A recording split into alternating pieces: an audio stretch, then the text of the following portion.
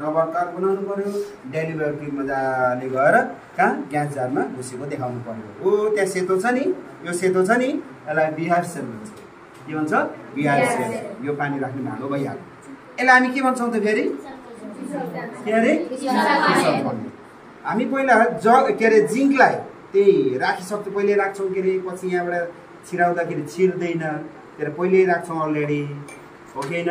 Air class है पहिल्यै राख्छौँ। त्यो फिट गरिसकेपछि हामी के गर्छौँ त भन्दाखेरि यो थिसल फनेलबाट के राख्छौँ? अम्ल राख्छौँ। कुन? हाइड्रोक्लोरिक अम्ल। के राख्छौँ? हाइड्रोक्लोरिक अम्ल बीच रासायनिक प्रतिक्रिया हुन्छ। जिङ्क भनेको जस्ता, यो एउटा मात्रै छ, यो केमिकल एउटा मात्रै छ, तर यो हाइड्रोक्लोरिक HCl छ। HCl भनेको अर्थ यो यौगिक हो क्या, यौगिक हो। यौगिक किन बनियो? दुई वा दुईभन्दा बढी तत्त्वहरू मिसेर बनेको नयाँ पदार्थलाई यौगिक भनिन्छ भने पढियो नि हो, पढेको हो। भनेपछि हाइड्रोजन र के क्लोरिन मिसिएको छ, त्यो यौगिक जस्तै। त्यही भएर यौगिकमा अगाडिको चिज प्लस हुन्छ, पछाडिको चिज के हुन्छ? माइनस हुन्छ। तरले हामी पढाउँदाखेरि यो भन्छ। ध्यान दियो है, ध्यान दियो। एकअर्कालाई हेर्ने नि, हेर्ने भन्नु। अगाडिकोलाई हामी के भन्छौँ? प्लस भन्छौँ, पछाडिकोलाई के भन्छ? माइनस। भनेपछि हाइड्रोजन प्लस हो, क्लोरिन Cl भनेको क्लोरिन, क्लोरिन के हो? माइनस। ठिक छ नि? यहाँसम्म क्लियर छ? अब रासायनिक प्रतिक्रिया गर्दा यो जिङ्क भनेको एउटा मात्रै छ, त्यो प्लस हो है। ठिक छ?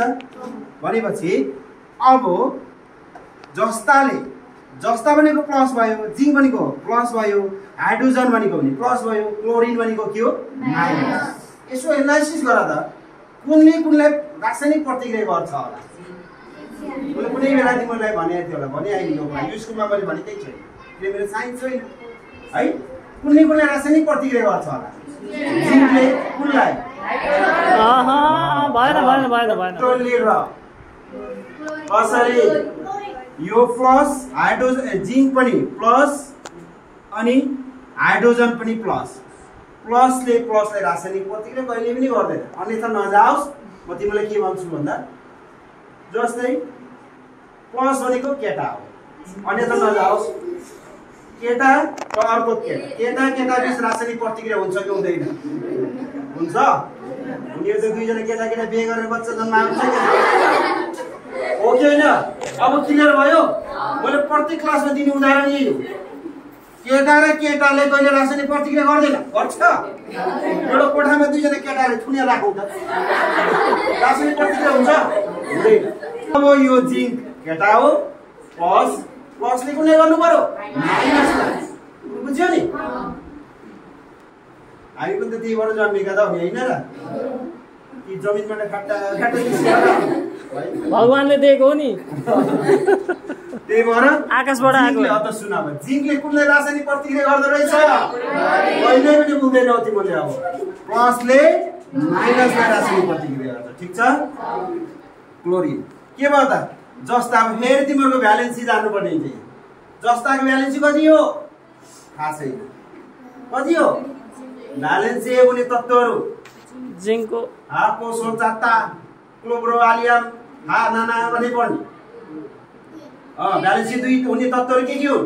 आमेगा जाता कासाफे भने पर्ने सूत्र, काम लाग्ने चिजहरू। ल भन, अब जस्ता कहाँनिर आउँछ?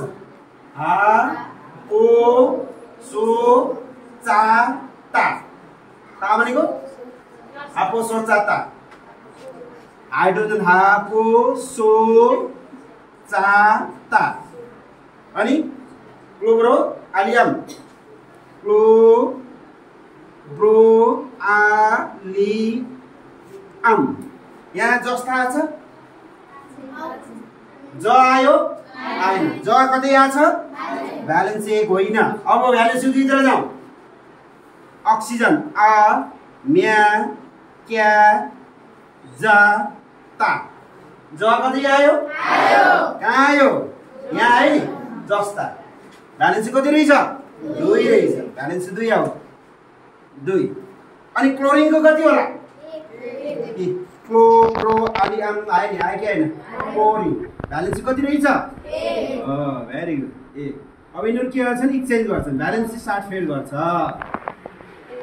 जिंकले एकलाई ग्रहण गर्दा जिंक हो क्लोरिनले दुईलाई रिएक्सन गर्दा क्लोरिन 2 के बन्दो रहेछ त जिंक क्लोराइड बन्दो रहेछ एउटा हो के बन्दो रहेछ जिंक क्लोराइड यो रहेछ प्लस अब के बाँकी छ नि यसमा जिंकले क्लोरिनले रासायनिक प्रतिक्रिया गरेर जिंक क्लोराइड बन्यो अब के छ बाँकी के छ बाँकी प्लस हाइड्रोजन ग्यास बन्छ ओ यही ग्यास बनाउँदैछ बुझ्यौ यही ग्यास बनाउँदैछ बुझ्यौ नि के मिसाइदो रहेछ त जस्ताको टुक्रा जिंक र के फिक्का कि गाढा फिक्का हाइड्रोक्लोरिक डाइल्युट भनेको फिक्का हाइड्रोक्लोरिक अम्ल कहाँबाट हाल है त सबैले हेर्ने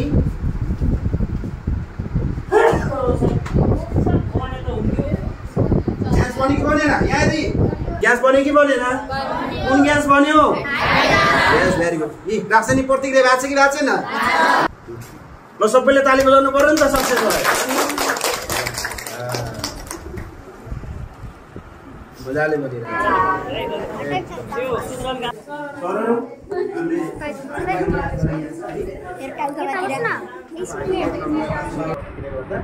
जिंक क्लोराइड र हाइड्रोजन ग्यास कति हाइड्रोजन ग्यास भन्नु खोजिरहेको है यो जिंकका टुक्रा पहिला फुल बोतलमा राख्ने त्यसपछि यो रबर कट भयो रबर कट फिट गर्ने त्यहाँनिर रबर कट फिट गर्ने त्यो फिट गर्ने भन्दा यहाँ बनेको हाइड्रोजन ग्यास यहाँबाट लिक्नुहोस् भनेर त्यसपछि डेलिभरेटिभ बिहाइभ सेलमा गरेर लगेर त्यसलाई फिट गर्यो ग्यास जाने त्यसपछि यो रबर कटमा फेरि सिसल फनेल फिट गर्ने अनि यहाँ त हामीले पहिला बोतलमा त जिंकका जस्ताका टुक्राहरू हामीले राखिसकेका थियौँ त्यसपछि हामी यहाँबाट के हाल्यौँ त भन्दाखेरि यो थिसल फनेलबाट डाइल्युट खालको फिक्का हाइड्रोक्लोरिक अम्ल यहाँबाट राखियो यसरी राख्दाखेरि हामीले के भन्छ हाइड्रोजन ग्यास यसरी बन्यो यो बनिरहेको ग्यास हामी